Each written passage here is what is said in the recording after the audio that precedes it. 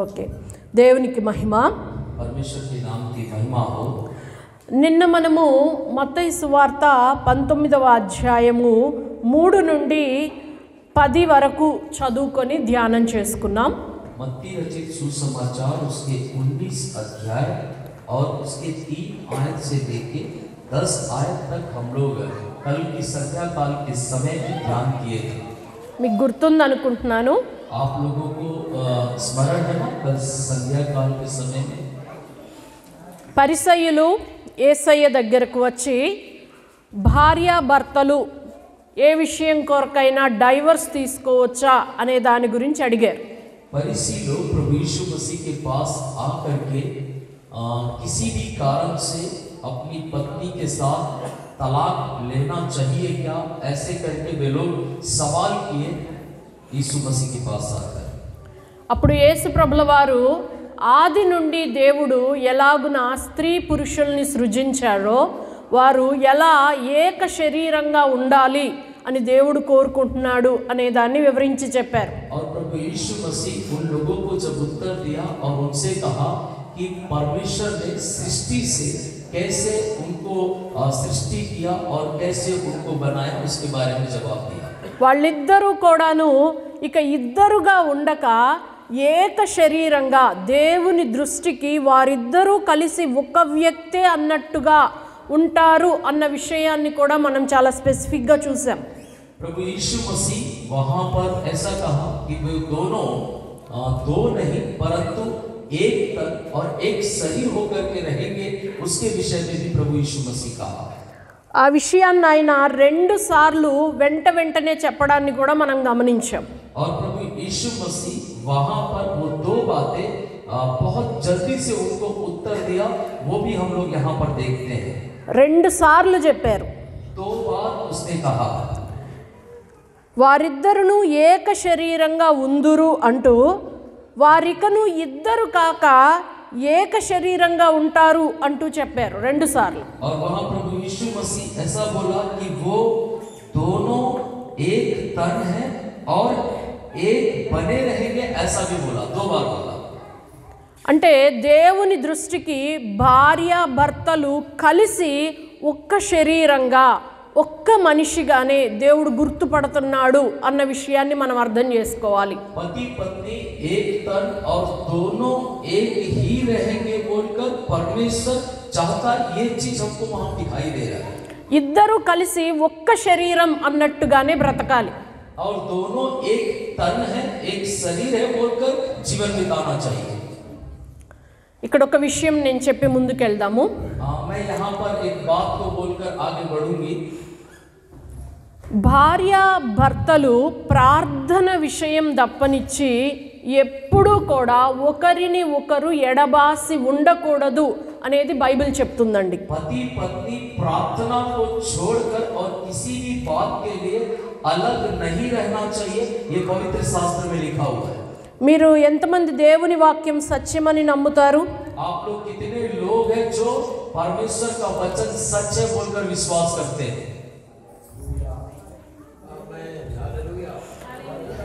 నా తెలివితేటల కంటే నా జ్ఞానం కంటే దేవుని వాక్యమే గొప్పది అని ఎంతమంది నమ్ముతారు? मेरी बुद्धि मेरे ज्ञान से भी बढ़कर परमेश्वर का वचन ही महान है बोलकर कितने लोग विश्वास करते हैं?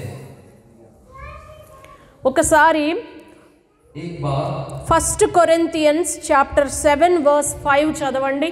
पहला कुरिन्थियों उसका 7 अध्याय और उसका 5वां वचन को पढ़ेंगे.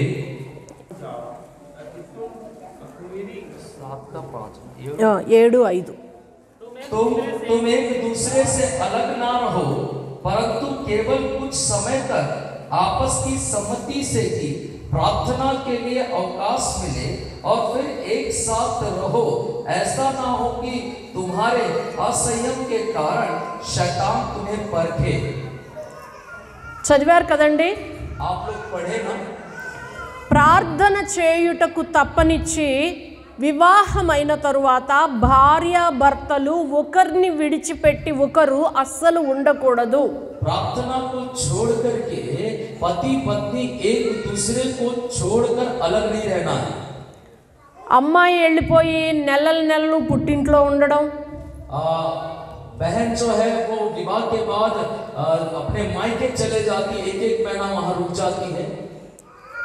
అలాగే అబ్బాయి ఏమో భార్య పిల్లల్ని వదిలేసేసి వాళ్ళ ఇంటికి వెళ్ళి నెలలు నెలలు ఉండడం, उसी प्रकार से भाई भी शादी होने के बाद अपनी पत्नी को छोड़कर अपने माँ बाप के घर जाकर एक एक महीना रुक जाना, ఇవన్నీ వాక్యానికి సరైనవి కాదండి. వాక్య ప్రకారం కరెక్ట్ కాదు. ये वचन के अनुसार से सही नहीं है। అర్థమవుతుందా అండి? आप लोगों को समझ में आ रहा है? భార్య భర్తలు విడనాడవద్దు ఒకళ్ళనొకళ్ళు. पति पत्नी जो है एक दूसरे को छोड़ना नहीं और अलग नहीं होना है। చాలాసార్లు మనుష్యుల పద్ధతులు దేవుని పద్ధతుల కంటే చాలా ఎక్కువైపోతాయి. कई बार मनुष्यों की विधि के सामने परमेश्वर का विधि से भी बढ़कर मनुष्य का विधि हो जाता है। ఎలాగంటే ఒక ఉదాహరణ, कैसे, मतलब एक उदाहरण के रूप में मैं बताऊंगी। దేవుని లెక్క ఏంటి? परमेश्वर का हिसाब क्या है? భార్యాభర్త వివాహమైన తరువాత ప్రార్థన చేసుకోవడానికి కొంచెం ఎడమవ్వచ్చు కానీ ఇక దేనికి ఎడం కాకూడదు అనేది దేవుని లెక్క. परमेश्वर का हिसाब में क्या है? पति पत्नी प्रार्थना के समय ही अलग होना चाहिए, उसके बाद वो दोनों एक मिले रहना चाहिए, ये परमेश्वर का हिसाब है। కానీ మనుషుల పద్ధతి ఎట్లుంటుందో తెలుసా? लेकिन मनुष्यों का हिसाब कैसा रहता मालूम है? అమ్మాయి పెళ్ళయి గర్భవతి అయిన తర్వాత ఒక 7 నెలలు వచ్చినప్పటి నుంచి పిల్లవాడినో పిల్లనో కని 5-6 నెలలు వచ్చేంత వరకు ఆ పుట్టింట్లో అమ్మాయి ఉంటుంది, ఇక్కడ అబ్బాయి ఉంటాడు. ఇది మనుషుల పద్ధతి. विवाह होने के बाद जो है वो बहन जो है जब वो गर्भवती हो जाती है और वो अपने मायके चले जाती है और वहां पर 5वां महीना 4था महीना होते ही वहां चले वहीं पर कई महीना रुक जाती है और पति से अलग रहती है। ऐसा ये मनुष्य का हिसाब है। మనుష్య పద్ధతి అలాగే ఉంటుంది కదండి. मनुष्यों का जो हिसाब से ऐसा ही रहता है, అలాగే జరుగుతుంది కదా. ऐसा ही होता है कि नहीं? కానీ దేవుని లెక్క అలా కాదండి. लेकिन परमेश्वर के हिसाब से ऐसा नहीं है। ఏ కష్టమైనా, ఏ సంతోషమైనా, ఏ శ్రమైనా, ఏ ఇబ్బంది అయినా భార్యాభర్తలు ఇద్దరూ ఒక్క శరీరంగా నిలబడి దాన్ని ఫేస్ చేయాలి, కష్టాన్ని ఎదుర్కోవాలి. कई बार पति पत्नी के बीच में कई दुख आते हैं, तकलीफ आते हैं, परेशानियां आते हैं, मुश्किलें आते हैं, लेकिन पति पत्नी दोनों एक होकर उनका सामना करने के लिए खड़ा होना चाहिए। కష్టం రాగానే అమ్మాయి పుట్టింటికి పారిపోవడం లేకపోతే అబ్బాయి అమ్మోళ్ళ ఇంటికి పారిపోవడం చేయకూడదు. जैसी दुख आता है, तकलीफ आता है तो बहन अपने मायके चले जाती है और भाई जो है अपने माँ बाप के घर चले जाता है। ఇది కరెక్ట్ కాదండి. ये सही नहीं है। వాక్యం ఏం చెప్తుందంటే वचन क्या कहता है? అసలు ప్రార్థన విషయం తప్పనిచ్చి భార్యాభర్త ఎడబాసి ఉండకూడదు. प्रार्थना को छोड़कर पति पत्नी किसी भी बात के लिए अलग नहीं रहना चाहिए। కొంతమందిని చూస్తామండి, कुछ लोगों को हम देखते हैं, భార్య ఆ వంశాభివృద్ధి కొరకు ఆమె కడుపులో బిడ్డను మోస్తూ పిల్లవాడిని గంటానికి అని చెప్పి సహకారంగా పుట్టింటికి వెళ్తే ఇక్కడ ఈ అబ్బాయి అన్నీ మర్చిపోయి ఇంకొకళ్ళ మోజులో పడిపోయే వాళ్ళు కూడా చాలా మంది ఉన్నారండి. बहन जब गर्भवती से होती है और वो अपने पति के लिए वंश होना चाहिए बोलकर एक जिम्मेदारी के साथ जब वो मायके चले जाती है तो उनका पति जो है वो मेरी पत्नी यहाँ नहीं है बोलकर वो किसी दूसरे को देख करके उस रास्ते में भटक जाता है। ఇలాంటివి జరుగుతూ ఉంటాయి కదా. ऐसा बहुत होता है कि नहीं? అందుకనే అండి భార్యాభర్తలు అసలు విడబడి ఉండకూడదు. इसीलिए पति पत्नी जो है अलग होकर नहीं रहना चाहिए। చాలాసార్లు డబ్బులు సంపాదించడం కొరకు దేశాలు విదేశాలు వెళ్ళిపోయి నెలలు సంవత్సరాలు భార్యాభర్తలు విడిగా ఉంటారు. कई लोग इस प्रकार से भी करते हैं कि वो लोग बाहर देश जा करके पैसे कमाने के लिए चले जाते हैं और कई सालों तक पति पत्नी अलग जिंदगी बिताते हैं, अलग से रहते हैं। ఎందుకు అలా ఉన్నారు? क्यों ऐसा रहते हैं? డబ్బు కొరకు. वो लोग रुपए कमाने के लिए। కానీ తర్వాత చాలా ప్రాబ్లమ్స్ ఆ కుటుంబాల్లో వస్తాయండి. लेकिन अभी तो ठीक चलेगा, लेकिन आने वाला समय में बहुत परेशानियां होगा उनके जीवन में। భర్తకి డబ్బులు సంపాదించడమే తెలుస్తుంది కానీ భార్య ఇంటిని ఎలాగ సంరక్షించుకొని పిల్లల్ని ఎలా పోషించాలి దాని కొరకు భార్య ఎంత స్ట్రగుల్ అవుతుందో భర్తకు అర్థం కాదు. पति को केवल रुपए कमाना ही पता होता है, उसके बाद पत्नी को कैसे, बच्चों को कैसे, घर का कैसे परवरिश करना है, इसके बारे में पति को जिम्मेदारी नहीं रह पाएगा. అలా అయితే ऐसा अगर करेंगे तो భార్యకేమో డబ్బులు తీసుకురావడంలో తన భర్త ఎంత కష్టపడుతున్నాడు అనేది అర్థం కాకుండా పోతుంది. और उसके बाद पत्नी को पति कितना कमा के ला रहा, कैसे ला रहा, वो भी उसको ना समझ करके जीवन बिताएगी फिर पत्नी. ఎంత కొంచెం ఉన్నా ఏమున్నా సరే ఇద్దరు కూడా ప్రతి విషయంలో కలిసే నిలబడాలండి. और कितना भी उनके पास रहे, कितना कमी भी रहे, घटी भी रहे, वो दोनों एक हो करके ही उसके आगे खड़ा होना चाहिए. ఎందుకు అలాగూ? क्यों ऐसा? దేవుడు వాళ్ళిద్దరిని ఏక శరీరంగా చూస్తున్నాడు గనుక. क्योंकि परमेश्वर इन दोनों को एक शरीर में देख रहा है. నేనండి నాకు ఇద్దరు పిల్లలు కదా, ఇద్దరు పిల్లల డెలివరీ కూడాను నేను మా ఇంట్లోనే ఉన్నాను, అంటే మా అత్తమ్మ నా భర్త మా ఇంట్లోనే ఉన్నానండి. मैं अपने गर्भ की अवस्था में जब डिलीवरी का समय आया तो मैं अपने दोनों बच्चों के लिए मैं अपने पति और मेरी सासू माँ हम लोगों के घर में ही मैं रही. మా మమ్మీ వచ్చి కొంతకాలం ఉండి తను చేయగలిగినంత పరిచర్య చేసి వెళ్ళిపోయింది. और मेरी माँ जो है वो कुछ दिनों के लिए मेरे घर आई और जो सेवा करना था वो सेवा करके वो चली गई. అర్థమవుతుందా అండి? आप लोगों को समझ में आ रहा है? మనుష్యుల పద్ధతులు వేరుగా ఉంటాయి, దేవుణ్ణి నమ్ముకున్న వాళ్ళ పద్ధతులు లోక పద్ధతులకు భిన్నంగానే ఉంటాయి. मनुष्यों का जो विधि, मनुष्य का हिसाब अलग रहता है, लेकिन जो परमेश्वर पर विश्वास रहता है, विश्वास करने वाले लोगों का हिसाब बहुत अलग रहता है. దేవుడు భార్యాభర్తల్ని వేరువేరుగా చూడటం లేదు, ఇద్దరిని కలిపి ఒక్క శరీరంగానే చూస్తున్నాడు. ఈ విషయం మనకు అర్థం అవ్వాలి. మొదట पति पत्नी को अलग अलग नहीं देखता, वो दोनों को एक शरीर के रूप में परमेश्वर उस दृष्टि से ही देख रहा है. ఇక్కడ ఇంకొక విషయం నేను చెప్తానండి. इधर मैं और एक बात को आपको बताना चाहूंगी. అక్కడ వాళ్ళు అంటారు, మరి విడాకులు ఇచ్చేసేసి భార్యాభర్తలు వేరైపోవచ్చని మోషే చెప్పాడు కదా అని అన్నప్పుడు మీ హృదయ కాఠిన్యాన్ని బట్టే మోషే అలా చెప్పాడు అని యేసయ్య చెప్పడం మనం విన్నాం.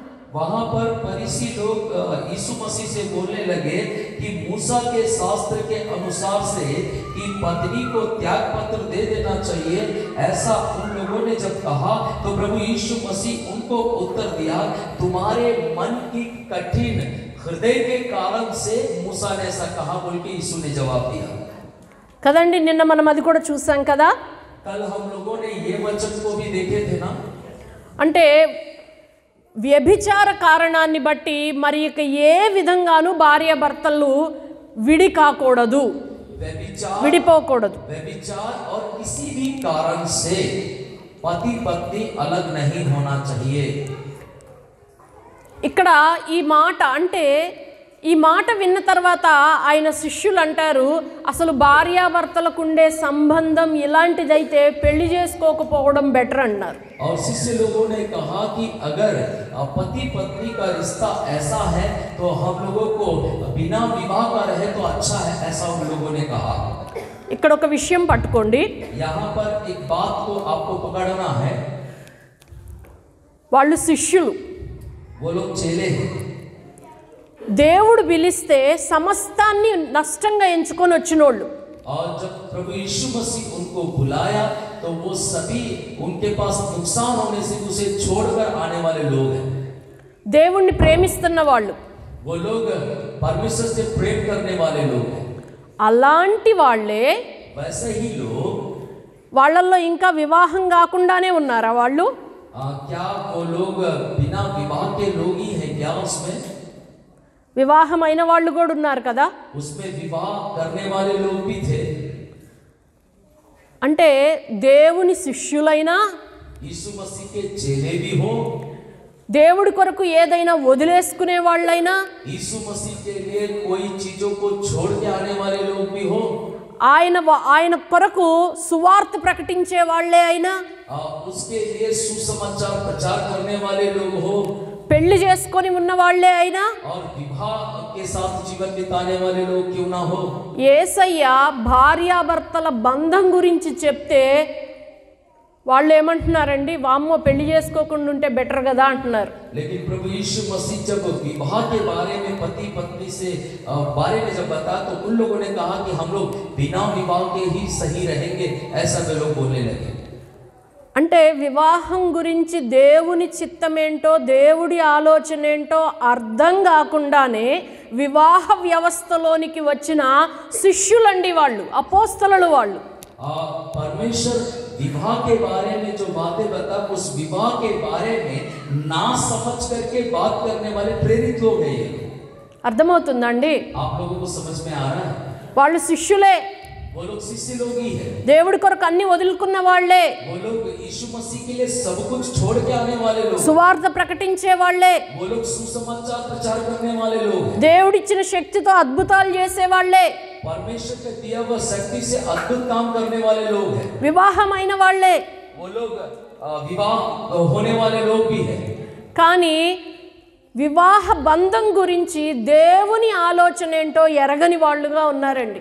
लेकिन विवाह के बंधन में जो आने से उन लोग परमेश्वर का उस सोच को नहीं समझ पा रहे. विवाह के बारे में शिष्य लोग, శిష్యులకే వివాహ బంధం గురించి యేసయ్య వివరించి చెప్తే గాని అర్థం కాలేదు కదా. और शिष्यों को ही प्रभु यीशु मसीह विवाह के बारे में अच्छा विवरण करके बताने से भी उनको समझ में नहीं आया, భయపడిపోయారు కదా. वो लोग डर गए ना. మనం కూడా వివాహ బంధం గురించి ఎంతో కొంత అవగాహన ఉన్న తర్వాతనే ఆ బంధంలోకి రావడం మంచిదండి. उसी प्रकार से हम लोग भी उस विवाह के बारे में अच्छा जानकारी आने के बाद ही उस विवाह में प्रवेश करना चाहिए. వివాహమైన తరువాత భార్యాభర్తలు ఎడబాయకూడదు. विवाह होने के बाद पति पत्नी अलग नहीं होना चाहिए. వివాహం అనేది ఏదో పెద్దోళ్ళు చేస్తేనో ఏదో ఏజ్ వచ్చిందని చేస్తేనో అయ్యేది కాదండి, అది కాదు. विवाह मतलब कोई बड़े बुजुर्ग लोग हमको विवाह कर दिए या फिर हमारा उम्र आ गया इसलिए विवाह कर दिए, ऐसा नहीं है. వివాహం అనేది ఒక లైఫ్ టైం కమిట్మెంట్, అంటే జీవిత కాలం అంతా కూడాను కలిసి ఉండుట కొరకై చేసే ఒక నిబంధన అండి వివాహం అంటే. विवाह मतलब क्या होता है कि हमेशा हमेशा का जीवन में आपस में एक बंधन में बंधकर प्रतिज्ञा में जीवन बिताने का जीवन होता विवाह जीवन. చాలా మందికి దాని విలువ అర్థం కాదు. लेकिन बहुत से लोगों को विवाह का आदर की बात नहीं मालूम.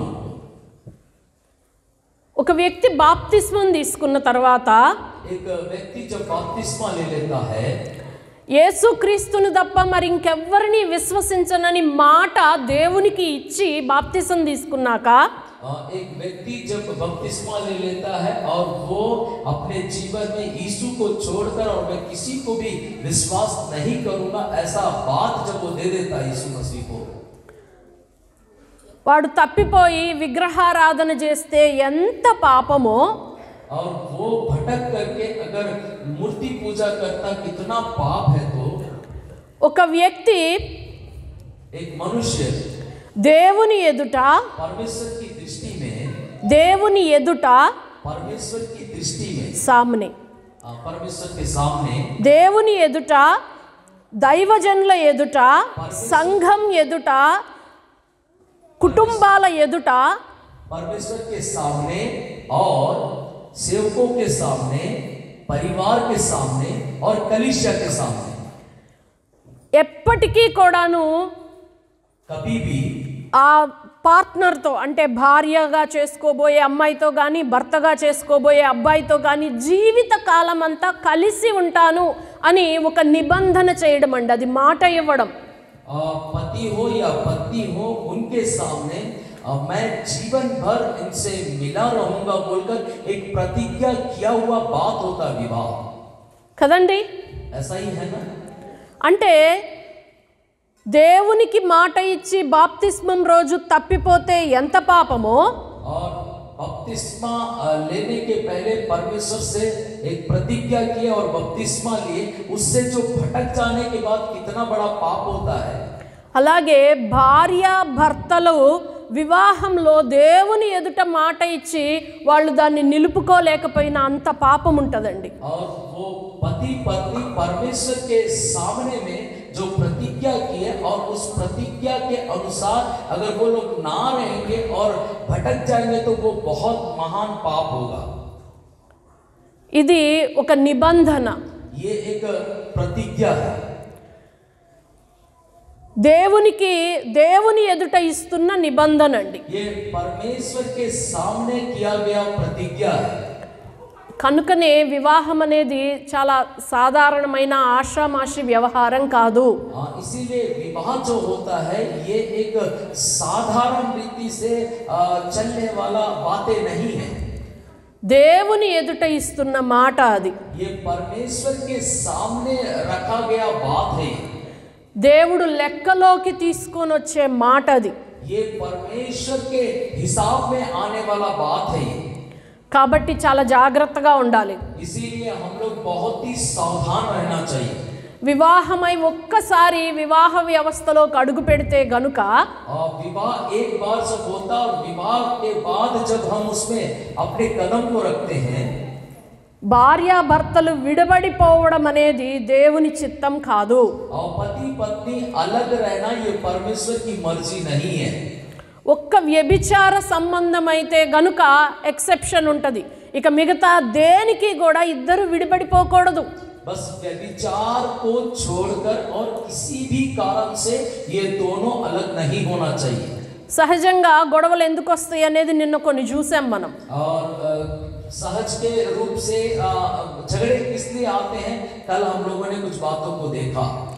దేవుడు జతపరిచిన వాళ్ళను మనుష్యులు వేరు చేయకూడదు. जिसे परमेश्वर ने जोड़ा उसे मनुष्य अलग नहीं करना चाहिए। వాళ్ళిద్దరిని విడగొట్టే మనుష్యులు ఎవరు అనేది కూడా మనం చూసాం. उन दोनों को अलग कौन कर सकता, मनुष्य को भी हम लोगों ने देखा। ఎవరండి? कौन लोग अलग करते हैं? ఇటువైపు తల్లిదండ్రులు, అటువైపు తల్లిదండ్రులు, తెలిసి తెలియక. इधर के माता पिता और उधर के माता पिता जाने या अनजाने में अलग करते हैं। దేవుడు జతపరిచిన వారిని ఏ మనిషి కూడా వేరు చేయకూడదు. परमेश्वर ने अगर जोड़ा कोई भी मनुष्य उन्हें अलग नहीं करना चाहिए।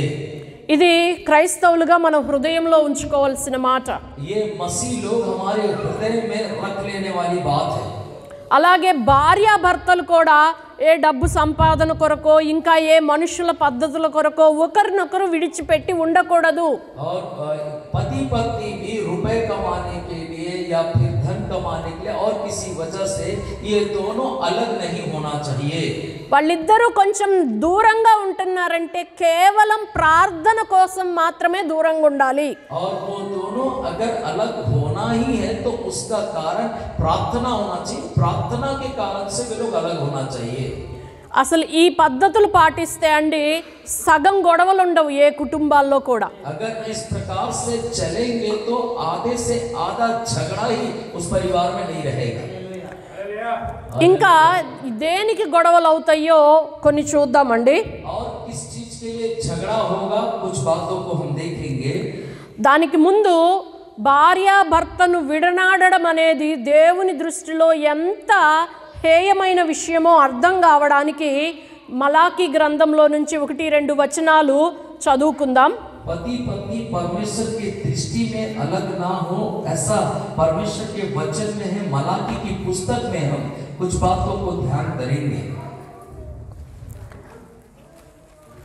ఒకటి మీరు తర్వాత చదువుకోండి, మలాకి చాప్టర్ 2 తర్వాత చదువుకోండి. आप लोग मलाकी का 2 अध्याय को बाद में पढ़ना। జస్ట్ మత్తయి ముందుంటదండి మలాకి. मत्ती के पहले पढ़ेगा मलाकी की पुस्तक।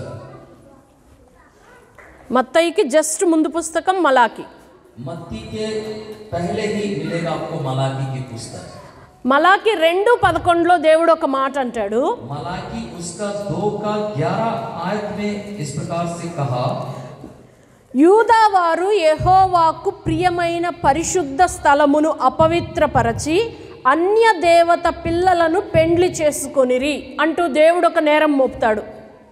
वहां पर परमेश्वर एक प्रकार का दोष वहां पर लोगों को लगा रहा है. హాఫ్ నుంచి ఉంటుందండి, 11:30 నుంచి అన్య దేవతల పిల్లల్ని పెళ్లి చేసుకున్నారు. थर्ड लाइन, यहोवा के पवित्र स्थान को जो उसका प्रिय है अपवित्र किया. कैसे अपवित्र किया? पराय देवताओं की कन्या से विवाह करके. ఓకే, చూసారు కదండి. అంటే ఇతర దేవతల పిల్లలు అంటే మనము ఎవరో దేవుణ్ణి నమ్ముకొని అమ్మాయి అంతే కదా అనుకుంటున్నాం, కానీ దేవుడు వాళ్ళని ఏమంటున్నారో తెలుసా? ఇతర దేవతల పిల్లలు వాళ్ళు అని చెప్తున్నారు. वो दूसरे लोगों को मानता है, भगवानों को बोलकर हम लोग सोचते हैं, लेकिन परमेश्वर कैसा कहता मालूम है?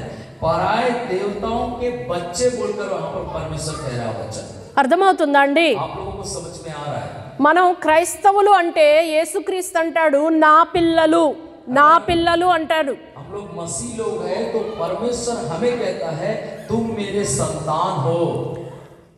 అన్యులు ఇక దేవుణ్ణి వాళ్ళు నమ్ముకోలేదు అని మనం అనుకుంటాం, కానీ దేవుడు వాళ్ళని ఏమంటున్నారు? అన్య దేవతల పిల్లలు అంటున్నారు వాళ్ళని. हम लोग सोचते अन्य जाति लोग परमेश्वर के संतान नहीं है, लेकिन हमारा परमेश्वर उनको क्या बोलता है? उन लोग पराय देवताओं के बच्चे हैं.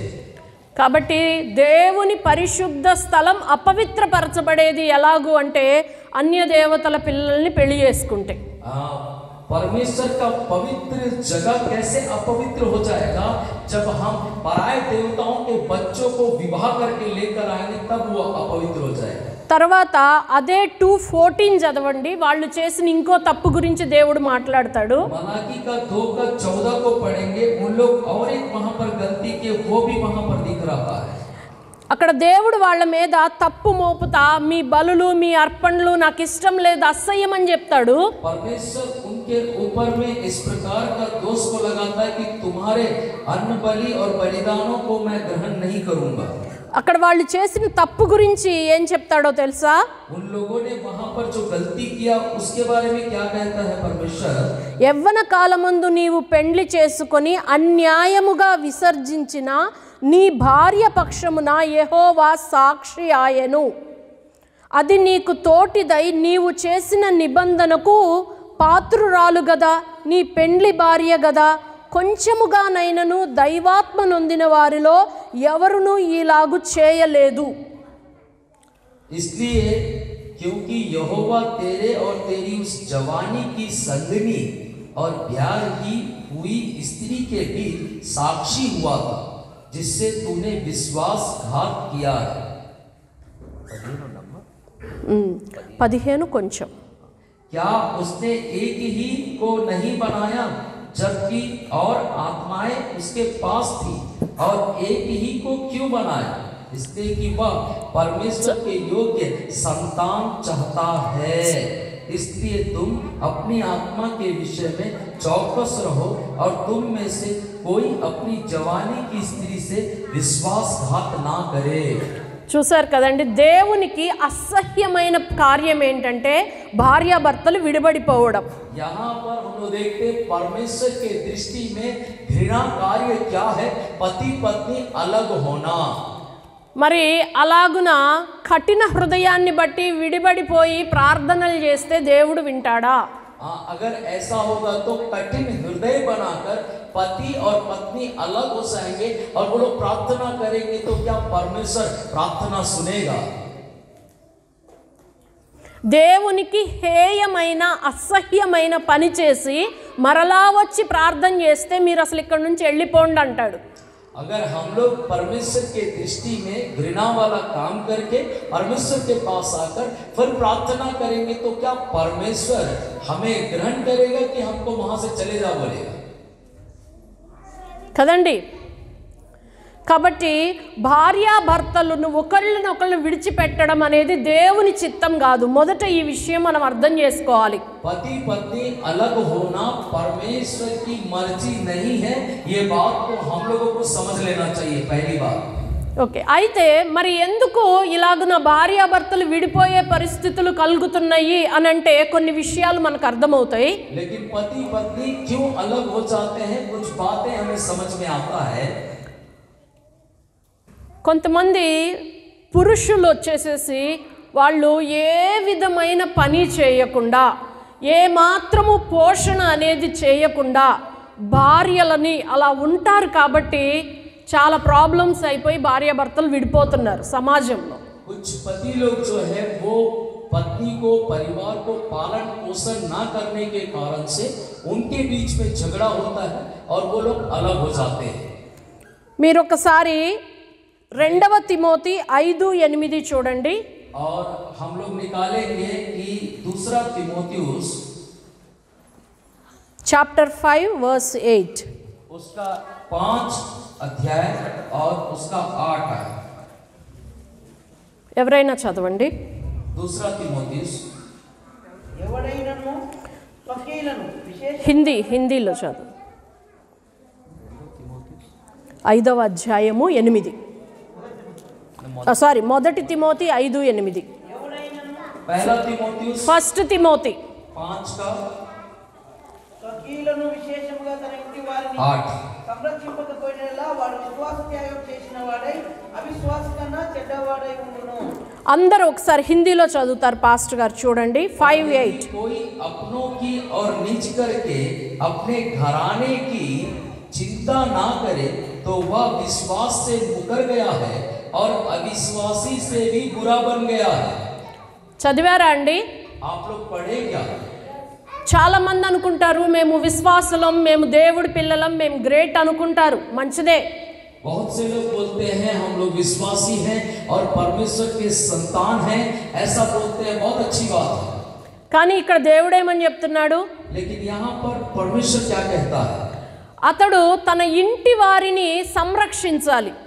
वो अपने घर का अच्छा देख रेख करने वाला होना चाहिए. అంటే భోజనము, వస్త్రము, ఉండడానికి ఒక సొంతిల్లో లేకపోతే అద్దిల్లో ఏదో ఒకటి, ఈ మినిమం థింగ్స్ అయినా భర్త అనేవాడు చెయ్యాలి. पति जो है उनका खुद का मकान हो या फिर किराए का मकान या फिर खाने के लिए या कपड़े के लिए, इतना जिम्मेदारी को लेकर पति करना चाहिए. అలా చెయ్యకపోతే अगर ऐसा वो नहीं कर पाता है, అతని గురించి బైబిల్ ఏం చెప్తుందండి? उसके बारे में बाइबिल क्या कहता है? ఏం చెప్తుందండి? बाइबिल क्या कहता है?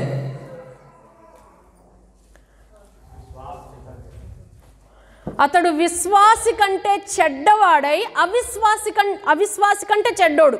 विश्वास से मुकर गया, अविश्वासी से भी बुरा बन गया. అంటే అవిశ్వాసి కంటే చెడ్డోడట. वो अविश्वासी से भी बुरा है. మనం చాలా మంది గురించి ఏమనుకుంటాం?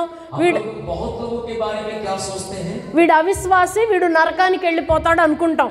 ये अविश्वासी है और ये नरक में चला जाएगा, ऐसा बोलते हैं. దేవుని వాక్యం ఏం చెప్తుంది? लेकिन परमेश्वर का वचन क्या कहता है? నీ ఇంటి వాళ్ళకి భోజనము, వస్త్రానికి సంబంధించైనా నువ్వు చూసుకోకపోతే నువ్వు ఆ అవిశ్వాసి కంటే చెడ్డోడివి అంటుంది. అంటే మనం ఎక్కడ ఉంటాం? నరకానికి సెంటర్లో ఉంటాం. अगर हम भोजन के लिए और पहनने के लिए कपड़े का भी इंतजाम अगर हम परिवार के लिए नहीं कर सकते हैं तो हम लोग अविश्वासी से भी बुरा बन गए, तो हम लोग नरक में रहेंगे, नरक के पास रहेंगे. అర్థమవుతుందా అండి? आप लोगों को समझ में आ रहा है? మగవాళ్ళు, పురుషులు, భర్త, శిరస్సు అనేవాడు ఖచ్చితంగా ఇలాగున మినిమం థింగ్స్ అయినా కుటుంబానికి చేయగలిగి ఉండాలి. जो पुरुष होता है और वो जो उसका सिर जो है मसीह का सिर है और वो अपने परिवार के लिए अगर वो पति है, अगर बाप है, वो इस प्रकार से भी कम से कम अपने घर के लिए करेगा तो वो है वो पति. నేటి దినాల్లో ఏం జరుగుతుందో తెలుసా? अभी क्या हो रहा है मालूम है? ఒక అబ్బాయి వాడు ఏం సంపాదించడు, వాడు ఏ పని చేయడు, ఇంట్లో వాడే కూర్చొని తింటా ఉంటాడు. అలాంటోడు బాగుపడాలని వాడికి ఒక అమ్మాయిని ఇచ్చి పెళ్లి చేస్తారు. अभी क्या होता है कि वो एक लड़का है और वो घर में बैठे रहता है, वो अच्छे से खाते रहता है, कोई काम नहीं करता है, लेकिन घर वाले बोलते हैं कि उसके लिए एक लड़की ला देंगे, शादी कर देंगे तो वो अच्छा हो जाएगा. ఆ అమ్మాయిని తీసుకొచ్చి పెడతారు. वो एक लड़की को लाकर उसको विवाह कर देते हैं. ఇక పెట్టిన తర్వాత వాడిని ఆ పిల్లని వాళ్ళకు పుట్టే పిల్లల్ని కూడా వీళ్ళే పోషించాలి. उसके बाद क्या होता है कि उन दोनों को और उनके द्वारा जो जन्म लिए हुए बच्चों को, इन सभी लोगों को इन्हीं लोगों को पालना पड़ेगा. చిరాకు వస్తుంది కదా. उन लोगों को थोड़ा गुस्सा आएगा ना. అందుకనే అండి అసలు ఏ సంపాదన లేని, ఆ వాడి తిండి వాడి తినలేని, వాడి బట్టలు వాడు కొనుక్కోలేని వాడికి పెళ్లి చేయొద్దు ఫస్ట్. वो कुछ भी काम नहीं कर सकता, अपने कपड़े खुद खरीद नहीं सकता, अपना खाना के लिए कुछ इंतजाम नहीं कर सकता, उसको विवाह पहले नहीं करना चाहिए. ఎందుకు అనంటే వాడు అలా కూర్చొని తినడానికి అలవాటు అయిపోతే రేపు వచ్చే అమ్మాయికి చాలా ఇబ్బంది అవుతుంది. ఎందుకంటే అత్తమామ కూడా ఆ పిల్లను పోషించాలి అంటే విసుక్కుంటారు, ఆ అమ్మాయికి బాధ అవుతుంది. अगर वो ऐसा ही बैठा रहता है और खा लेता है तो कल के दिन उसकी पत्नी आएगी तो वो पत्नी को और इसको उनके माँ बाप भी बैठा करके खिलाएंगे तो उन लोगों के अंदर में चिड़चिड़ापन आ जाएगा. ఇది ఆ కుటుంబంలో ఆ భార్యాభర్తల గొడవై విడిపోవడానికి కూడా కారణమవుతుంది. और वो पति पत्नी भी झगड़ा करके अलग हो जाने का कारण भी होंगे. అందుకనే దేవుడు ఈ మాట రాయించి పెట్టాడు బైబిల్లో. इसीलिए परमेश्वर ये वचन पवित्र शास्त्र में लिख करके रखा है. భార్యని తనని పోషించుకోగలగాలి, బట్టలకి కనీస అవసరాలు తీర్చుకోవాలి. అలాంటి చెయ్యకపోతే గనక అతడు అవిశ్వాసి కంటే చెడ్డోడు. वो अपने पत्नी को कम से कम खाने के लिए या कपड़े पहनने के लिए या कम से कम कोई किराए का मकान या फिर खुद का मकान में इतना इंतजाम अगर कर नहीं पाता, वो व्यक्ति अविश्वासी से भी बुरा व्यक्ति है. అర్థమవుతుందండి? आप लोग को समझ में आ रहा है? ఇలాంటి పరిస్థితులను బట్టి ఇంట్లో గొడవలు అయ్యే వాళ్ళు కూడా ఉన్నారు. ऐसे हालातों में भी घर में झगड़े होने की स्थिति रहता है. మీకు ఇంకొకటి 2వ తెస్సలోనికైలు 3:10-12 వరకు చదవండి. और दूसरा थिस्सलुनीकियों 3 का 10 से लेके 12 तक पढ़ेंगे. 2వ తెస్సలోనికైలు, 2 Thessalonians chapter 3 verse 10-12. 3 का 10 से 12. क्योंकि जब हम तुम्हारे यहाँ थे तब भी यह आज्ञा तुम्हें देते थे कि यदि कोई काम करना ना चाहे तो खाने भी ना पाए. हम सुनते हैं कि कुछ लोग तुम्हारे बीच में अनुचित चाल चलते हैं और कुछ काम नहीं करते पर दूसरों के काम में हाथ डाला करते हैं. ऐसों को हम प्रभु यीशु मसीह में आज्ञा देते और समझाते हैं कि चुपचाप काम करके अपनी ही रोटी खाया करे. వింటున్నారు కదండి? आप लोग सुन रहे हैं ना? చదివారు కదా? आप लोग पढ़े हैं ना? అంటే పని చెయ్యకుండా భోజనం చెయ్యకూడదు. अगर काम नहीं कर पा रहा तो वो भोजन भी नहीं खाना चाहिए. ఎవడి సొంత రోటి వాళ్ళు తినాలి సంపాదించుకొని. वो खुद अपना काम करके अपनी रोटी को कमाना चाहिए. ఇది బైబిల్ చెప్తున్న విధానం అండి. ये बाइबल में लिखी हुई बातें हैं. నేను నిన్న మీతో ఒక మాట చెప్పాను. मैं बीता कल में एक बात को मैंने कही थी. రేపటి దినాన వాక్యం ఏం చెప్తే అది నేను నమ్మడానికి, అంగీకరించడానికి, చెయ్యడానికి సిద్ధపడి వస్తాను అనుకొని రమ్మని చెప్పాను కదా. मैं बीते दिन बोली कि जो वचन मैं सुनूंगी, समझूंगी और उसके अनुसार चलूंगी, उसके लिए मैं तैयारी से आऊंगी. ऐसा करके आप लोगों से मैंने वादा करवाया था ना बीते दिन.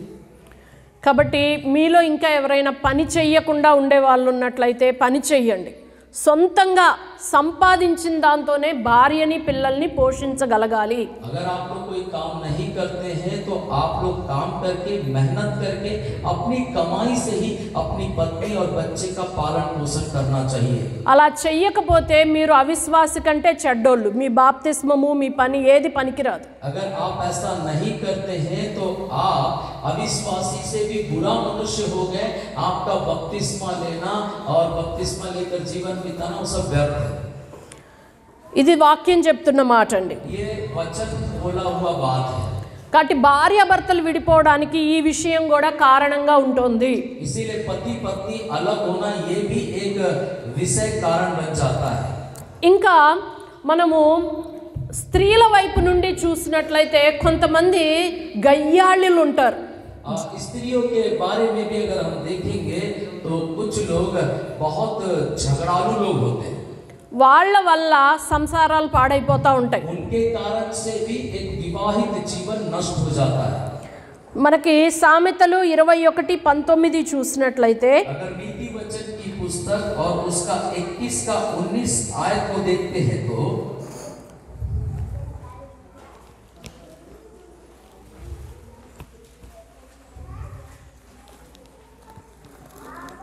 21:19 झगड़ालू और चिढ़ने वाली पत्नी के संग रहने से जंगल में रहना उत्तम है। ఇలాంటి వాళ్ళు ఉంటారండి. ऐसा भी लोग रहते हैं। అంటే జగడాలు అంటే జగడగొండి, ప్రతి దానికి కూడా గొడవ పెట్టుకోవడానికి సిద్ధంగా ఉన్నట్టు ఉంటాయి వాళ్ళ మాటలు. और ये झगड़ालू स्त्रियां जो होती है वो किसी भी बात के लिए झगड़ा करने के लिए हमेशा तैयार रहते हैं। ఇలాంటి వాళ్ళతో కూడా ప్రాణం విసిగిపోద్ది. ऐसे लोगों के कारण से भी ना हमारा मन व्याकुलता से भर जाता है। కాబట్టి స్త్రీలలో ఈ గయ్యాళితనము, జగడగొండితనము ఇవన్నీ కూడాను కుటుంబాలు నాశనం అయిపోవడానికి కారణం. झगड़ालू स्त्रियों के कारण से उनका पारिवारिक जीवन नष्ट होने का कारण हो जाता है। వాక్య ప్రకారంగా భర్తకు లోబడి ఉండాలి. वचन के अनुसार अपने पति के अधीन रहना चाहिए। అలాగుననే వాక్య ప్రకారంగా స్వస్థ బుద్ధి అణుకువ అనేది స్త్రీలలో ఉండాలి. उसी प्रकार से वचन के अनुसार से एक अच्छा चंगाई वाला बुद्धि से वो लोग चलना चाहिए। ఇది దేవుని వాక్యం స్త్రీలకు ఇచ్చిన ఆజ్ఞ. ये परमेश्वर का वचन स्त्रियों को देने वाली आज्ञा है। ఇది పాటిస్తే గనక ఆడవాళ్ల వైపు నుండి సమస్య వచ్చి కుటుంబాలు పాడైపోవడం ఉండదండి. अगर ऐसे पालन करने के द्वारा परिवार जो विवाहित जीवन है वो नाश होने से बच सकता है। అలాగే సామెతలు 25:24లో గయ్యాళితో పెద్ద ఇంట నుండుట కంటే మిద్దె మీదనొక మూల నివసించుట మేలు అని రాయడాన్ని కూడా మనం చూస్తాం 25-24. और उसी प्रकार नीति वचन की पुस्तक 25 का 24 आयत को अगर हम देखते हैं वहां पर भी लिखा है, लंबे चौड़े घर में झगड़ालू पत्नी के संग रहने से छत के कोने में रहना उत्तम है। అవునండి, చాలా మంది ఈ కారణం చేత కూడా విడిపోవడం అనేది ఉంటది. और कुछ लोग इसके कारण से भी पति पत्नी टूटने का जगह बन जाता है। స్త్రీలకి అణకువ, స్వస్థ బుద్ధి, పెద్దవాళ్లను గౌరవించడం అనేవి బేసిక్గా ఇంట్లో తల్లిదండ్రులు నేర్పించి కుటుంబంలోకి పంపించాలి. और उसी प्रकार से स्त्रियों को एक अच्छा स्वास्थ्य वाला बुद्धि और एक अच्छा स्वभाव को माता पिता सिखा करके उनको विवाह के घर में भेजना चाहिए। ఈ రోజుల్లో మంచిగా చదివించి పెళ్లిళ్ళు చేపిస్తున్నారు. अभी के समय में बेटियों को अच्छा पढ़ा लिखा करके शादी के लिए भेज रहे हैं। మంచి మాటే, अच्छी बात है। కానీ చదువుకొని పంపిస్తే చదువున్నందుకు వాళ్ళ సంసారాలన్నీ సంతోషంగా ఉండవండి. अगर पढ़ाई है तो पढ़ाई के कारण से उनका विवाहित जीवन अच्छा होगा ऐसा नहीं है। కదండి, ऐसा है क्या? మీరు ఒకసారి ఆలోచించండి. आप एक बार सोचिए थोड़ा सा। ఒక 20-25 సంవత్సరాల క్రితం ఆడవాళ్ళు ఎవ్వరు చదువుకోలేదు, కానీ అప్పుడు కుటుంబాలు బాగానే ఉన్నాయి, ఎవరు విడాకులు తీసుకోలేదు. 20-25 साल पहले पहले की बात है, उस समय लड़कियों को पढ़ाई नहीं होता था, लेकिन उस समय में उनका विवाहित जीवन अच्छा रहता था, ज्यादा वो लोग तलाक में नहीं आते थे। కానీ ఇప్పుడు చూడండి విడాకులు ఎక్కువైపోయినాయి. लेकिन अभी देखिए आप, तलाक ज्यादा हो रहे हैं। 10 పెళ్ళిళ్ళల్లో కనీసం ఒక 4 అయినా సరే ఫెయిల్ అయిపోతున్నాయి, విడాకులకు వెళ్ళిపోతున్నారు 2-3 ఇయర్స్లోనే. अगर हम लोग देखते हैं 10 विवाह में कम से कम 4 विवाह ऐसा हो जाता है 2-3 साल में ही तलाक हो जाते हैं। ఈ రోజుల్లో చదువుకుంటున్నారు కదా, ये समय वर्तमान समय में लोग पढ़ाई करते हैं ना, అంటే అమ్మాయి బాగా చదువుకొని వెళ్తే మంచిగా కుటుంబాలు సంతోషంగా ఉంటాయి అనేది లెక్క కాదండి. अगर बेटी अच्छे से पढ़ाई करेगी और जा करके विवाह घर में जाएगी तो उनका परिवार बड़े खुशी से रहेंगे, ऐसा हिसाब नहीं है। వినయం ఉంటే, అణకువ ఉంటే, స్వస్థ బుద్ధి ఉంటే గనక అమ్మాయికి కుటుంబం సంతోషంగా ఉంటుంది. अगर वो लड़की के अंदर में नम्रता वाली बुद्धि और स्वस्थ वाला बुद्धि अगर रहेगा तो वो परिवार बड़े खुशी और आनंद के साथ रहेंगे। చాలా మంది చాలా పెద్దగా అరవడం, గొడవ చేయడం చాలా ఎక్కువ ఉంటుంది కదండి కొన్ని చోట్ల.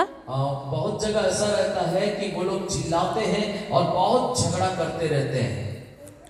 ఇది వాక్య ప్రకారం సరైంది కాదు. ये वचन के अनुसार से सही नहीं है।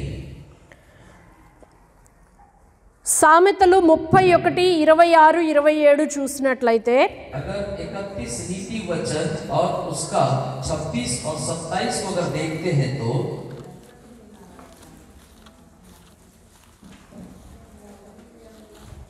वह बुद्धि की बात बोलती है और उसके वचन कृपा की शिक्षा के अनुसार होते हैं। वह अपने घराने के चाल चलन को ध्यान से देखती है और अपनी रोटी बिना परिश्रम के नहीं खाती। ఓకే, ఆడవాళ్ళకి ఉండాలండి. ये स्त्रियों के अंदर में होना चाहिए। చాలామంది నోరు తెరిస్తే గొడవ పెట్టుకోవడానికి నోరు తెరిసినట్లు ఉంటుంది, అలా ఉండకూడదు. कई लोग मुंह खोलते हैं तो केवल झगड़ा करने के लिए ही खोलते, ऐसा नहीं होना चाहिए। వాళ్ళ నోరు బుద్ధి జ్ఞానం కలిగి కృపాసహితంగా మాట్లాడడానికి నోరు తెరవాలి. वो लोग अपने मुंह को खोलते ही बुद्धि की बात और वचन, कृपा और शिक्षा की बातें बोलने के लिए मुंह खोलना चाहिए। ఇంకా అండి, और పని చేయకుండా ఆమె భోజనం చేయదు. वो बिना परिश्रम के अपने भोजन को नहीं खाना चाहिए। చాలామంది ఆడవాళ్ళు కూడాను ఎలా అయిపోయారంటే సెల్ ఫోన్ చూస్తూ ఉంటారు, లేకపోతే టీవీ చూస్తూ ఉంటారు, కానీ పక్కన వాళ్ళతో ముచ్చట పెట్టుకుంటూ ఉంటారు, కానీ ఇల్లంతా చక్కబెట్టుకోవడం మర్చిపోతున్నారు. कुछ बहन ऐसे होते हैं, मोबाइल में समय बिताते हैं और अपने परिवार, अपने घर का जो घर गृहस्थी का काम है उसको वो लोग नहीं करते हैं। పని చేయకుండా భోజనం చేయకూడదు అనేది స్త్రీలకు కూడా నియమమేనండి. बिना काम किए खाना नहीं खाना चाहिए, ये भी परमेश्वर का वचन स्त्रियों के लिए है। మీరు ఆ సామెతలు 31 చదివితే స్త్రీలు ఎలా ఉండాలనేది చాలా చక్కగా రాసి ఉంటుంది. अगर आप 31 नीति वचन को पढ़ेंगे, स्त्रियां कैसे रहना वहाँ बहुत सुंदर तरीके से लिखा हुआ है। వాళ్ళు ఉదయమే లేస్తారు, वो बहुत भोर को उठेंगे, కానీ ఎంతమంది అండి ఎండొచ్చినాక లేసే స్త్రీలు ఎంతమంది ఉంటారు? धूप निकलने के पहले उठने वाले कितने स्त्रियां हैं? Glory to God, hallelujah. Hallelujah. మా ఇంట్లో అండి हमारे घर में, చిన్న పిల్లల నుంచి పెద్దవాళ్ళ దాకా అందరూ 4:30కి లేస్తారు. हमारे घर में छोटे से लेकर बड़े तक सभी लोग 4:30 बजे सुबह उठ जाते हैं। 5 o'clockకి ఫ్యామిలీ ప్రేయర్కి అందరూ వచ్చి కూర్చోవాలి. और सभी लोग सुबह 5 बजे पारिवारिक प्रार्थना में शामिल होना है। మీ ఇళ్లల్లో ఎంతమంది ఇళ్లల్లో ఫ్యామిలీ ప్రేయర్ అవుతుంది? आप लोगों के कितने घरों में पारिवारिक प्रार्थना होता है?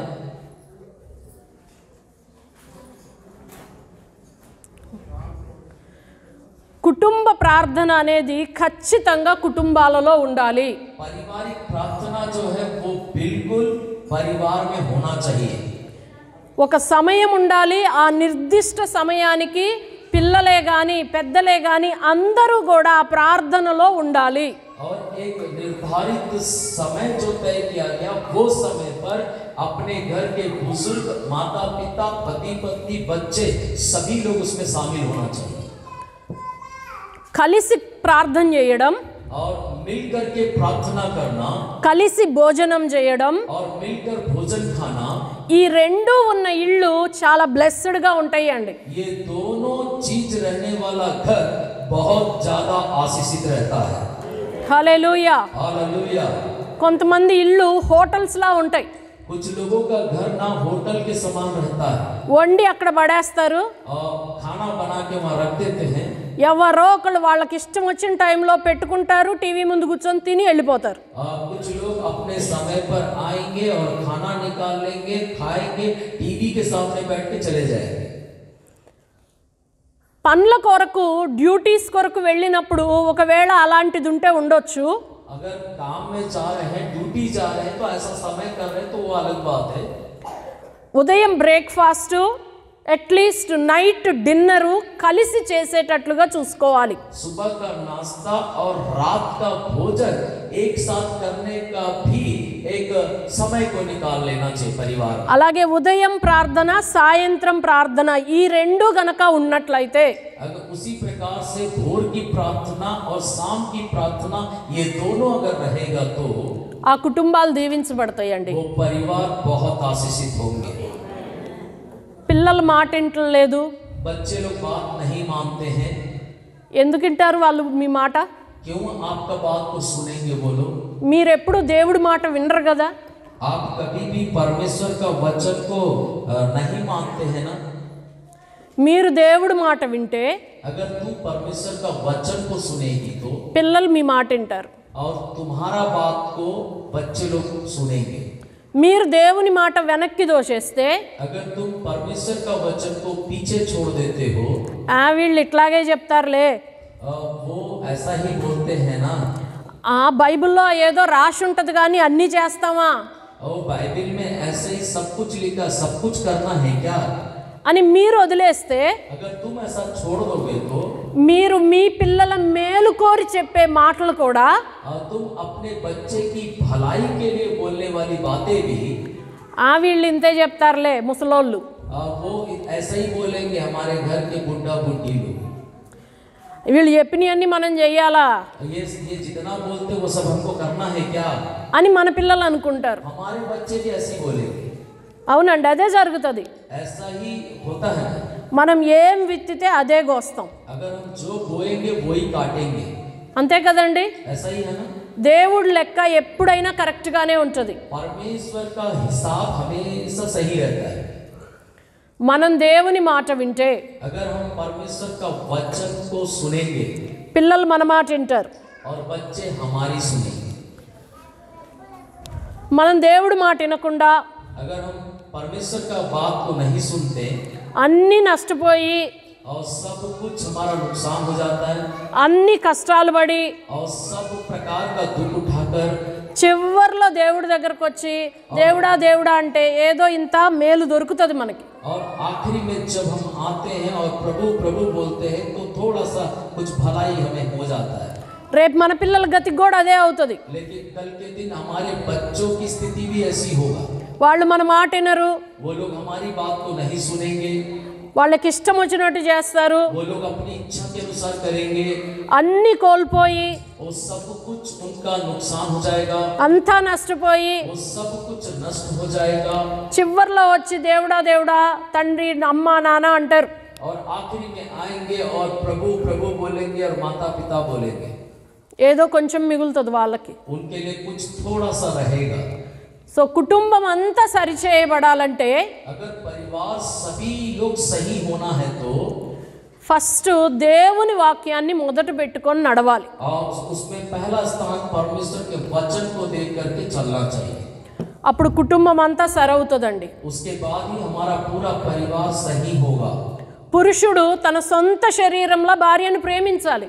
पुरुष जो है वो अपना खुद का शरीर के समान अपनी पत्नी से प्रेम करना चाहिए. తన సొంత శరీరానికి బట్టలు కొనుక్కుంటాడు కదా, अपने खुद के शरीर के लिए कपड़े खरीदता है कि नहीं? సొంత శరీరానికి భోజనం చేస్తాడు కదా, अपने खुद के शरीर के लिए भोजन करता है कि नहीं? మరి భార్యను కూడా అలాగ సంరక్షించాలి. उसी प्रकार से पत्नी का भी वो देखभाल करना चाहिए. అలాగే ఒకడు తన సొంత శరీరాన్ని కొట్టుకోడు కదా, वो अपने खुद के शरीर को कभी मारता है क्या? అలాగే భార్యను కూడా కొట్టకూడదు. उसी प्रकार पत्नी को भी नहीं मारना चाहिए.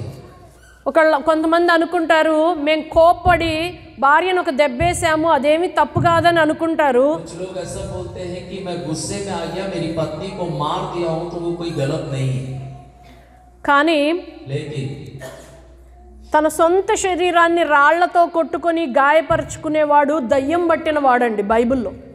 अगर अपने शरीर को पत्थरों से घायल कर देता है, ऐसा घायल करने वाला व्यक्ति कौन है मालूम है?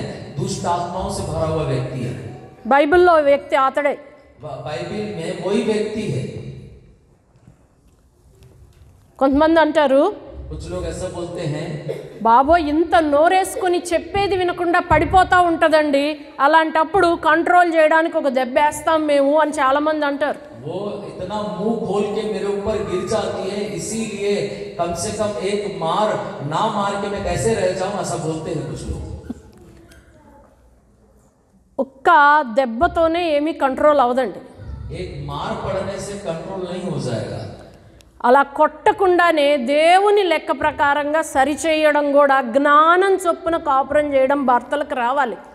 वैसा ना मार करके परमेश्वर का दिया हुआ ज्ञान से उस पत्नी को चलाने का ज्ञान परमेश्वर से मांगना चाहिए. నేను మా ఫ్యామిలీ సీక్రెట్ ఒకటి చెప్తా. मैं अपने परिवार का एक भेद की बात बताऊंगा. భార్యాభర్తలు అన్నాక రెండు వేరు మనసులు స్వభావాలు ఉంటాయి కాబట్టి ఖచ్చితంగా ఏదో ఒక ప్రాబ్లం కుటుంబంలో వస్తుంది, రాకుండా ఉండదు. पति पत्नी दोनों जो है दो स्वभाव और दो प्रकार का बुद्धि होता है, इसीलिए उनके बीच में कुछ न कुछ बातें आती है. నా మీద నా భర్తకు బాగా కోపం వచ్చింది అనుకోండి, मेरे ऊपर अगर मेरे पति को बहुत ज्यादा अगर गुस्सा आता है तो ఆయన ఏం చేస్తారో తెలుసా? वो क्या करते मालूम है? నాతో మాట్లాడడం మానేస్తారు. वो मुझसे बात करना ही बंद कर देंगे. నిజంగా ఒక మంచి కుటుంబ జీవితం ఉంటే అండి, और सच में अगर एक अच्छा पारिवारिक जीवन अगर होता है तो అసలు మాట్లాడకుండా ఉండడం అనేది చాలా బాధను కలగజేస్తుంది. अगर बात ना करके रहेंगे तो वो बहुत ज्यादा दर्द देगा. అది నిజంగా ఒక మంచి సెన్స్ ఉన్న వాళ్ళకి అర్థమయ్యే విషయం. वो सच में कुछ लोगों को ऐसा सच्चाई से मालूम होने वाले लोगों को समझ में आएगा. కానీ ఆ కోపం కూడా సాయంత్రం దాకా సూర్యుడు అస్తమించే వరకు నిలిచి ఉండదు మా మధ్య. और वो क्रोध भी ना सूरज डूबने के तक ही रहेगा, उसके बाद नहीं रहता है. అది కూడా బైబిలే. वो भी बाइबल में लिखा है. కోపం అనేది వస్తుంది, गुस्सा तो आता है, కానీ పాపం చేయకూడదు. लेकिन बाइबल कहती पाप नहीं करना. ఎప్పుడు పాపం అవుతుంది? पाप कब आएगा? కొట్టినప్పుడు పాపం అవుతుంది. मारेंगे तो पाप है. కొట్టొద్దండి. मारना नहीं. తన సొంత శరీరాన్ని పిచ్చోడు కొట్టుకుంటాడు. वो अपने खुद के शरीर को मारने वाला पागल है. ఎప్పుడు అలాగ ప్రవర్తించవద్దు. ऐसा कभी भी आप नहीं करना. ఒక్క 10 నిమిషాలు శాంతంగా ఉంటే ఆ సమయంలో అన్ని పరిస్థితులు చక్కబడతాయి. अगर 10 मिनट हम शांत हो जाएंगे तो सारा हालात सही हो जाएगा. వాస్తవం అండి. ये बिल्कुल सच्चाई है. అలాగే స్త్రీలు తమ సొంత పురుషులకు అన్ని విషయాల్లో లోబడి ఉండాలి. वैसे स्त्रियां सब बातों में अपने पति के अधीन रहना चाहिए. చాలామంది ఆడవాళ్ళకి కుటుంబంలో పెత్తనం చేయడం, లీడ్ తీసుకోవడం చాలా అలవాటు ఉంటుంది. कई बार पत्नियों को अपना स्वयं की बात रखने के लिए या मुखिया बनने के लिए बहुत अच्छा लगता है. కానీ దేవుని వాక్య ప్రకారం అది కరెక్ట్ కాదు. लेकिन वचन के अनुसार ऐसा सही नहीं है. ఒకవేళ అలా ఉన్న స్త్రీలుంటే అండి, వాళ్ళ చివరి దశ ఎలా అయిపోతుందంటే, వాళ్ళకి చివరి దశ ఎవ్వరు గౌరవించని లాస్ట్ దశ అయిపోయింది ఇంట్లో. జాగ్రత్త. अगर ऐसा चलने वाली बहन लोग रहेंगे, उनकी आखिरी की दशा कैसे होगा? उनको कोई भी आदर नहीं देने की दशा में आ जाएंगे। వాస్తవం అండి. ये सच्चाई है। కాబట్టి ఈ విషయాలన్నీ మన హృదయంలో ఉంచుకుందాం. ये सब बातों को हम अपने हृदय में रख लेंगे। వివాహం అనేది లైఫ్ టైం కమిట్మెంట్. विवाह जो होता है वो हमेशा हमेशा का एक प्रतिज्ञा है। ఈ రోజుల్లో మరీ దారుణంగా ఎట్లా అయిపోయారంటే, अभी ये समय में कितना भयानक हो गया लोगों का जीवन। పెళ్ళవుతాము, వాళ్ళకి మనకి సెట్ అయితే కలిసి ఉంటాం, లేకపోతే ఏముంది డైవర్స్ తీసుకొని వచ్చేస్తాం. ఇంత సులువుగా ఆలోచన విధానం అయిపోయిందండి జనాలది. विवाह होने के बाद कोई बात नहीं, कुछ होगा तो हम लोग तलाक होकर के भी जी लेंगे, ऐसा हल्का सा सोच हो गया लोगों के अंदर। ఎట్లంటే ఒక జాబ్లో జాయిన్ అయ్యాము, అక్కడంతా మనకు నచ్చి బాగానే ఉంటే ఉంటాము, లేకపోతే ఆ జాబ్ వదిలేసి ఇంకో కంపెనీలో జాబ్ ఎత్తుక్కుంటాం అన్నంత సులువుగా అయిపోయింది వివాహం. नौकरी में जैसे जाते हैं, वो नौकरी अच्छा लगा तो हम लोग करेंगे, अगर ये नौकरी सही नहीं है तो दूसरे जगह नौकरी जाके कर लेंगे, ऐसा स्थिति हो गया विवाहित जीवन। కానీ క్రైస్తవ వివాహం అలాంటిది కాదు. लेकिन मसीही विवाह का जीवन ऐसा नहीं है। ఒక్కసారి వివాహ బంధంలోనికి అడుగుపెట్టిన తర్వాత, अगर एक बार तू विवाह के बंधन में कदम रख करके बंध गए तो అది జీవిత కాలం మొత్తము ఉండాల్సిన ఒక నిబంధన. और वो जीवन भर रहने वाला एक प्रतिज्ञा का बंधन है। ఇది ముందు ప్రతి వాళ్ళ హృదయంలో ఉండాలి. ये पहली बात हर एक के हृदय में रहना चाहिए। ये बात వ్యభిచార కారణం బట్టి తప్పనిచ్చి విడాకు తీసుకొని వేరే పెళ్లి చేసుకుంటే వాడిని దేవుడు వ్యభిచారి అంటున్నాడండి. మనం చదివిన దాంట్లో ఉంది కదా. व्यभिचार को छोड़ करके किसी कारण से अगर वो छोड़ करके विवाह कर लेता है, वो भी व्यभिचारी है बोलकर हम लोग वचन में देखे ना। వ్యభిచారులు నరకానికి వెళ్తారు కదా. बाइबल कहती है जो व्यभिचार करते हैं वो नरक में जाएंगे। ఇది చాలా జాగ్రత్తగా, చాలా సీరియస్గా తీసుకోవాల్సిన ప్రాముఖ్యమైన సంగతి అండి. ये बहुत ही ज्यादा गंभीरता से लेने वाली बात है हमारे जीवन के लिए। కాబట్టి ఈ విషయాలన్నీ మీ హృదయంలో ఉంచుకోండి. ये सारी बातों को आप अपने हृदय में रखिएगा। దేవుడు ఒక ఆశీర్వాదకరమైన కుటుంబాలుగా మీ కుటుంబాలను దీవించాలని ప్రార్థిస్తున్నాను. దేవుడి మాటలు దీవించునుగాక. आपका परिवार एक आशीषित वाला परिवार होना चाहिए बोल के मैं प्रार्थना करूंगी, और ये बातों के द्वारा परमेश्वर आपके परिवार को आशीष करने पाए।